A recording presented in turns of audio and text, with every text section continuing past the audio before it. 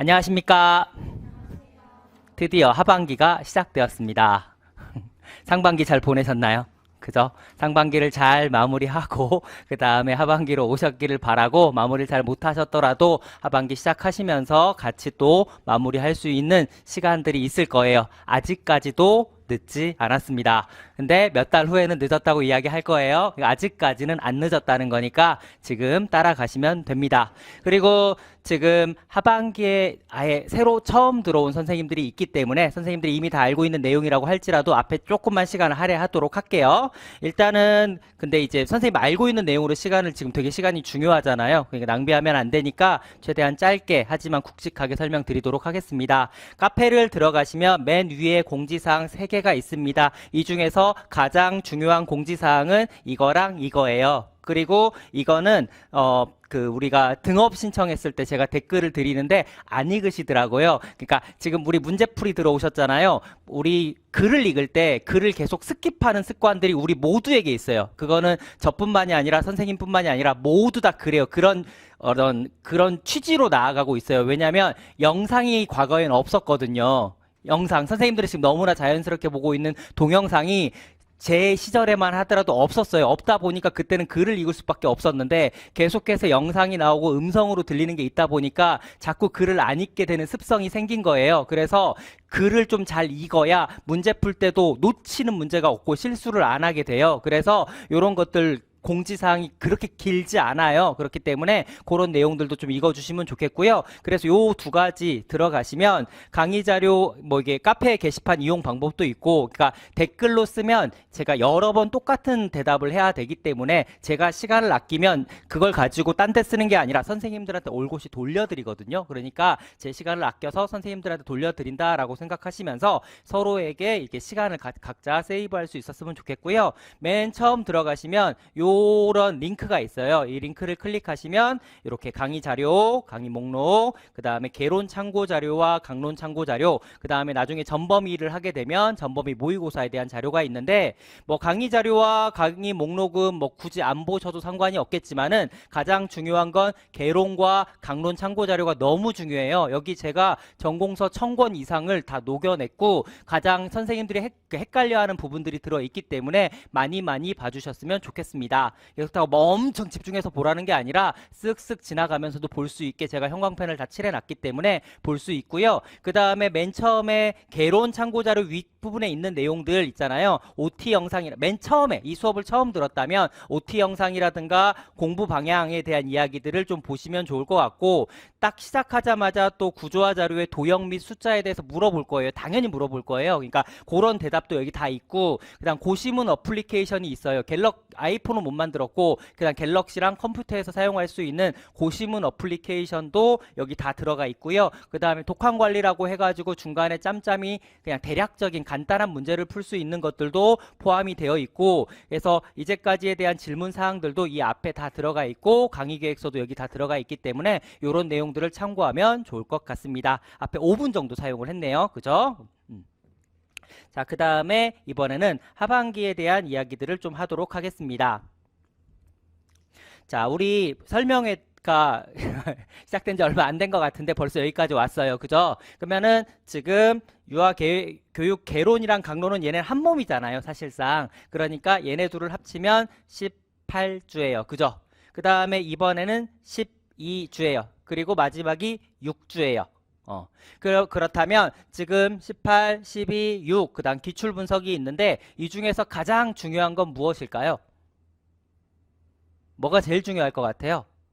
여기에서 제일 중요한 거는 얘예요. 누가 뭐라고 해도 얘예요. 그죠? 근데 내가 이론 공부를 하지 않았는데 기출을 풀 수도 없고 문제풀이를 풀 수도 없다 보니까 가장 중요한 건 얘라서 그러니까 문제를 통해서 이론을 공부하려고 하면 잘 안 돼요.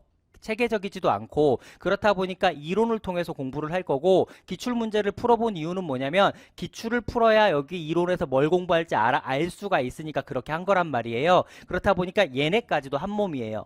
그죠? 그래서 선생님들은 이 시간 동안 상반기에 뭘 하셨냐면 이론을 공부하고 이론이 기출에 실제로 어떻게 적용되는지를 살펴본 거예요. 그죠? 계속해서 살펴보고 계속해서 이론을 보는 것들을 반복을 하다가 지금 6, 7, 8월에 들어가시면 사실 얘네 둘도 한 몸이죠.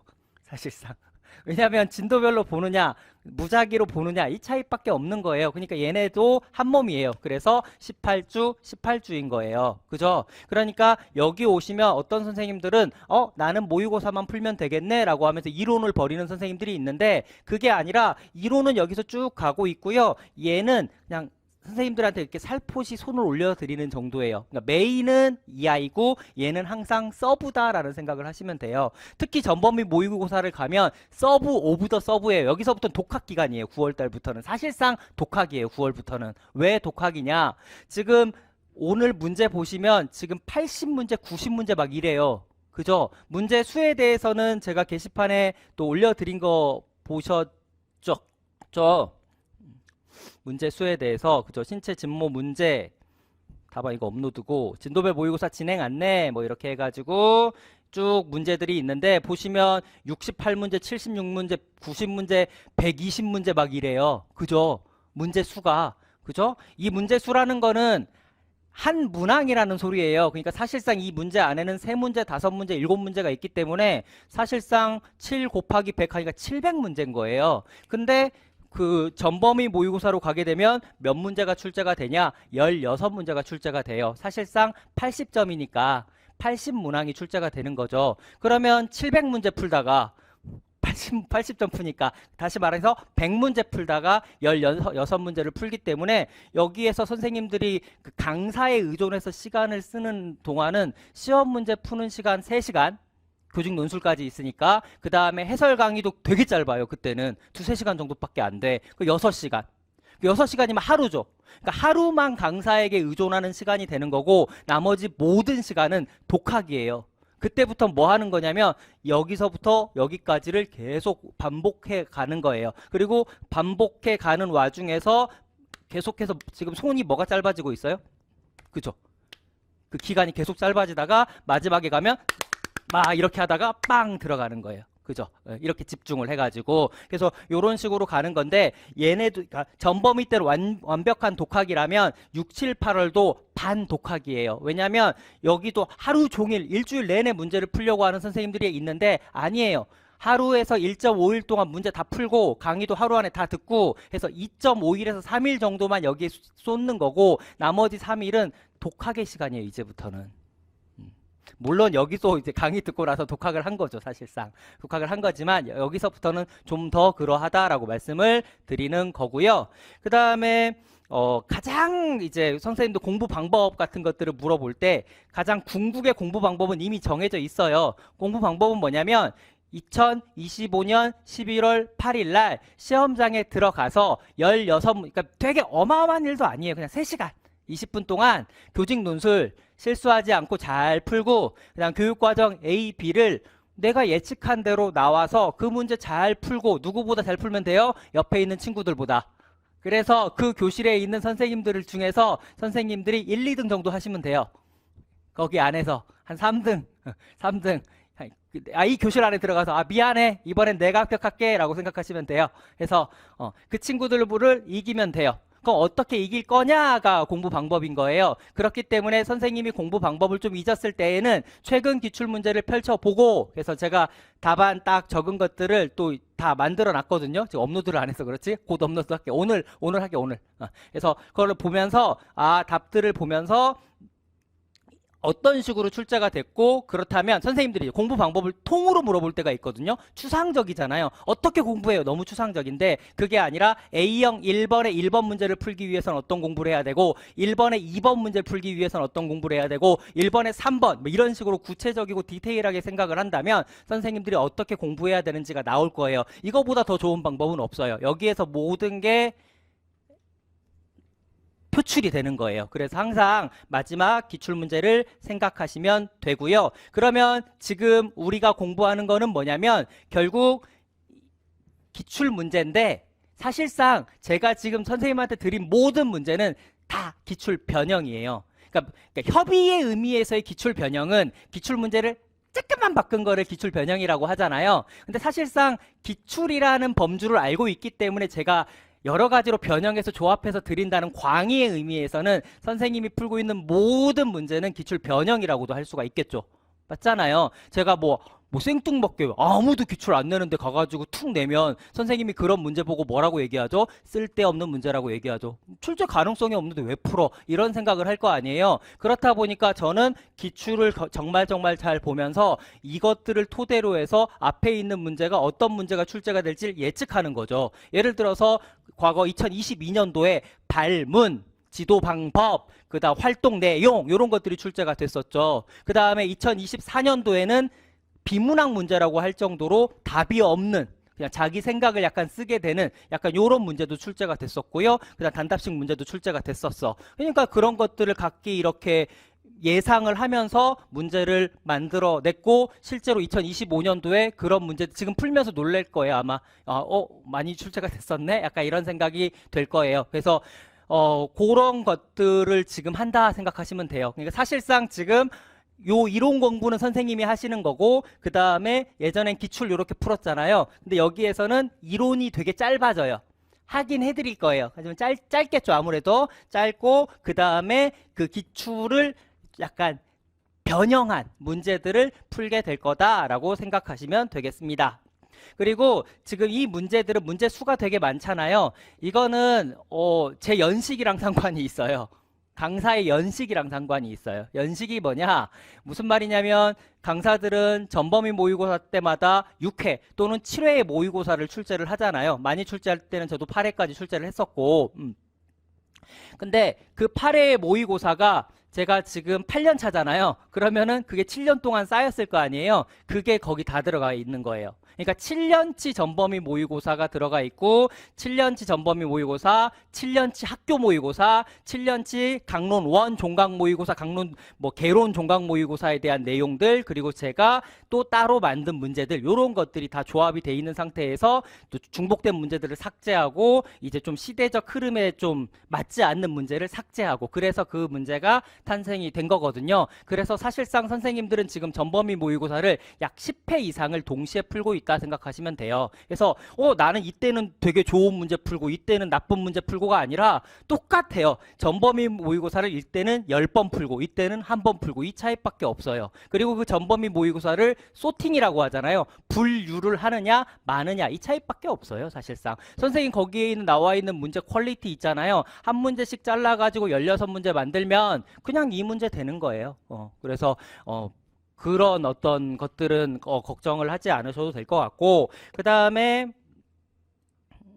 그렇게 문제가 풀게 되고요. 그리고 이번에는 되게 독특한 처음으로 시도하는 방법입니다. 그래서 선생님들한테 진도별로 진짜 쫙 문제를 지금 풀어오신 문제대로 하게 되면 좀 너무 반복돼서 조금 심심하기도 하잖아요. 재미있었어요? 그죠? 그러니까 왜냐면 똑같은 답이 계속 반복이 되다 보니까 심심할 수가 있어. 그래서 예전에 제가 무작위로 바꿔서 냈었던 것들이거든요. 근데 무작위로 냈더니 너무 어려워해. 왜냐면 사상으로 사상은 그나마 괜찮은데 의사소통 가게 되면은 이거 풀었다가 저거 풀었다가 이거 풀었다가 저거 풀었다가 하니까 머릿속이 정리정돈이 안 되는 거예요, 선생님들이. 그래서 차라리 이렇게 진도별로 묶어내면 선생님들이 문제를 이렇게 기억할 수 있잖아요. 예를 들어서 동작의 기본 요소에서 나올 수 있는 문제는 이게 거의 다겠구나 라고 생각하면 되는 거죠. 그래서 문제 자체를 이렇게 좀 암기까지는 아니더라도 이렇게 이해를 할 수가 있게 되는 거죠. 여기서 나올 수 있는 문제는 요 정도 범주가 되겠구나. 그리고 여기에서 벗어난다고 한다면 어느 정도가 되겠구나. 이거를 예측할 수가 있어서 선생님들이 진도별로 문제를 풀고 강의를 듣고 나서 그래도 조금 시간이 남는다. 시간이 안 남으면 안 해도 돼요. 무작위가 의무는 아니에요. 근데 나는 좀 시간이 좀 여력이 좀 있고 그리고 나를 좀 더 한 번 더 테스트하고 싶어 라고 하면 문제는 똑같아요. 어떻게 분류하느냐의 차이니까 그때는 무작위 문제로 풀어보시면 마치 전범위 모의고사를 푸는 것과 같이 풀어볼 수도 있을 것입니다. 그 다음에 강의 진행 같은 경우에도 처음에 작년 같은 경우에는 이론 빵, 문제 빵 이렇게 했거든요. 왜냐하면 그때 문제가 무작위였기 때문에. 근데 우리는 지금 진도별로 되어 있기 때문에 이론도 진도별로 나갈 거예요. 무슨 말인지 아시겠죠? 동작의 구성 요소 이론 공부하고 이거 풀고 동작의 기본 동작 공부하고 이론 풀고 체력 공부하고 문제 풀고 막 이러면 더 기억에 잘 남겠죠. 그래서 이번에는 저 개인적으로는 참 잘 바꿨다라고 생각을 하고 있습니다. 그 다음에 문제의 중요도들입니다. 선생님들 공부할 때 중 이렇게 공부하지 마시고 박자를 가져가지고 강, 약, 중간, 약 요게 있어야 돼요. 무슨 말이냐면 어떤 선생님들은 저한테 뭐 이런 얘기도 했었어요. 아니 S급 A급 중요하다고 하면 S급 A급만 내야지 왜 B급 내세요? 막 이래요. 근데 B급이 아예 안 나온다는 보장이 없기 때문에 B급, C급도 낼 수밖에 없어요. 왜냐하면 예측 가능한 범주는 분명히 이게 맞아요. 그러니까 통계가 뭐예요, 선생님? 통계가? 예를 들어서 자, 우리 7월 달, 8월 달에 영하 10도가 될 확률이 몇 프로예요? 10도가 나올 것 같아요? 안 나올 것 같아요? 나올 가능성이 거의 없죠. 그러니까 그런 게 이제 F등급, D등급이라고 얘기하는 거예요. 나올 가능성이 거의 없어. 근데 아예 안 나올 수 있어요? 아니잖아요. 그러니까 예를 들어서 뭐 영하까지는 아니더라도 올해 여름에 근데 여름은 진짜 더울 것 같은데 그러니까 이게 뭐냐면 통계라는 게 그래요. 과거에 있었던 일들이 반복이 되다 보니까 다음에는 이렇게 나오겠지라고 생각을 하는 거예요. 정보 처리 이론이 29년 동안 안 나왔으면 대략적으로 대다수의 사람들이 생각하기에는 내년에도 정보 처리 이론이라든가 소크라테스 플라톤은 안 나오는 게 맞아요. 맞아요. 이게 확률이잖아요. 근데 나는 나올 것 같아 라고 해서 푸시는 선생님들이 계세요. 근데 진짜 나오면 그 선생님이 진짜 플러스가 되는 거란 말이에요. 그렇다 보니까 통계를 잘 생각을 하면서 그럼에도 불구하고 중요한 문제 위주로 좀 푸시고 그게 강이 되겠죠. 강 하다가 중간에 이 문제는 기출이랑 좀 다르네. 뭐 내가 이런 것까지 알아야 돼? 라는 생각이 들 때가 있을 거예요. 그런 것들을 제가 밑줄로 그어놓긴 했거든요. 밑줄 있는 문제 있죠. 그거는 내가 내면서 굳이? 약간 이런 생각을 하면서 문제 내는 사람조차도 약간 이런 식으로 생각을 했던 것들이고 그 문제 풀이하는 과정에서 약간 약하게 약간 이렇게 표현을 하기도 할 거예요. 그러니까 왜 안 중요한 문제를 내셨지가 아니라 그런 문제도 한 번쯤은 눈에 익혀보시라. 그러니까 강하게는 아니더라도 약하게 혹시나 하는 마음에 살짝 건드시고 너무 깊이 들어가진 마시라. 그래서 박자감을 가지고 가셨으면 좋겠다라는 생각을 했고요. 그 다음에 단톡방도 공지사항이 있는데 잘 안 읽고 들어오셔. 어쨌든 간에 한번 읽어보시고요. 그 다음에 단톡방에 들어오신 선생님들과 어제부터 다짐 이벤트를 했어요. 근데 제가 선생님 글들을 읽으면서 제가 더 다짐을 하게 되었습니다. 선생님들이 그렇게 간절하게 그렇게 목숨 걸면서 공부한다는 것들이 글에 좀 여실히 나타나더라고요. 그래가지고 선생님들 그 마음 잊지 않으면서 하반기 맞이했으면 좋겠고, 그래서 하반기에는 상반기에는 조금 여유 있게 가셨다면 하반기는 조금은 좀 수행하는 마음으로. 왜냐하면 선생님들이 일반인들이 아니란 말이에요. 나는 일반인이 아니야. 무슨 뭐예요? 그럼 난 사람이 아니야? 아니야. 나는 고시생이야. 나는 수험생이야. 그러니까 일반인들과는 다른 나에게 주어진 특정 역할을 맡고 있기 때문에 제가 이번에 뭐 깨달음의 장이라고 하는 곳에 갔다 왔고 4박 5일 동안 정말 수행을 하는데 시계도 없고 휴대폰도 없고 시간도 모르고 시키는 대로 다 했거든요. 시키는 대로 다 하고 너무 막 10시간, 11시간 되게 막 압박을 계속 줘요. 근데 너무 좋은 거예요, 그게. 이게 행복이구나 라고도 생각을 했거든요. 그러니까 이게 뭐냐면 자기한테 맞으면 돼. 그래서 이게 좀 수행한다 라고 생각을 하고, 누군가는 뭐 억지로 나가서 막 수행하기도 하는데 선생님들은 선생님들의 성공을 위해서, 선생님들의 행복을 위해서, 선생님의 꿈을 위해서 하는 건데 그 정도 수행을 못 하겠습니까? 24시간이 수행이다, 24시간이 수험이다 라고 생각하시면서 이제 자신을 좀 뭔가 흐트러진 자세 없이 좀 이렇게 좀 바른 자세로 해가지고 좀 끝까지 잘 나가서 선생님이 이루고자 하는 꿈들을 잘 이뤄나가는 그런 하반기 됐으면 좋겠고, 그렇게 해서 많은 선생님들이 합격자의 밤에 이 인원 다 모여서 서로 축하해 줄 수 있는 시간을 가졌으면 좋겠습니다.